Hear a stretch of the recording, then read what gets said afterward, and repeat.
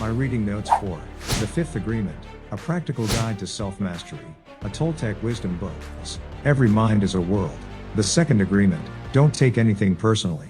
When we are born, there are no symbols in our mind. When the brain is awake, there is a material frame that makes us perceive things in a linear way. When the brain is asleep, there is no frame, and the dream has the tendency to change constantly.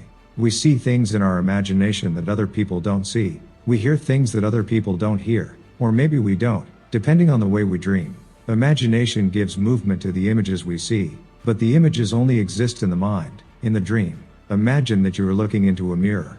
Inside the mirror is a whole world of objects, but you know that what you see is just a reflection of what is real. It looks like it's real, it looks like the truth, but it's not real and it's not the truth. If you try to touch the objects inside the mirror, you only touch the surface of the mirror. What you see inside the mirror is just an image of reality, which means it's a virtual reality. It's a dream.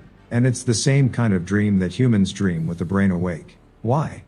Because what you see inside the mirror is a copy of reality that you create with the capacity of your eyes and your brain. It's an image of the world that you construct within your mind, which means it's how your own mind perceives reality.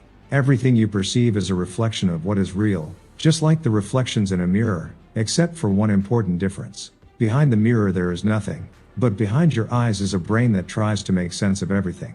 Your brain is interpreting everything you perceive according to the meaning you give to every symbol, according to the structure of your language, according to all of the knowledge that was programmed in your mind. Everything you perceive is being filtered through your entire belief system.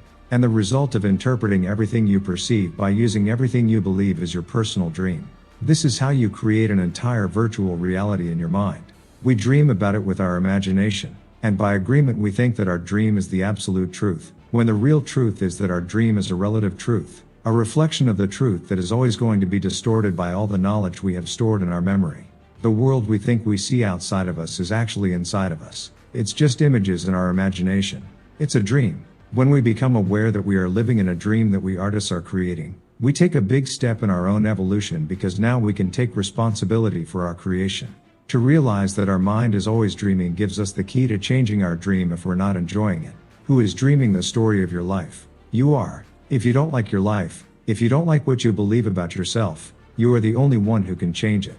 It's your world. It's your dream. If your dream is a nightmare, if there's drama and suffering, and you're not enjoying your creation, then you can change it. Every time you talk about your story, it changes depending on who you're telling the story to, depending on your physical and emotional state at the time, depending on your beliefs at the time.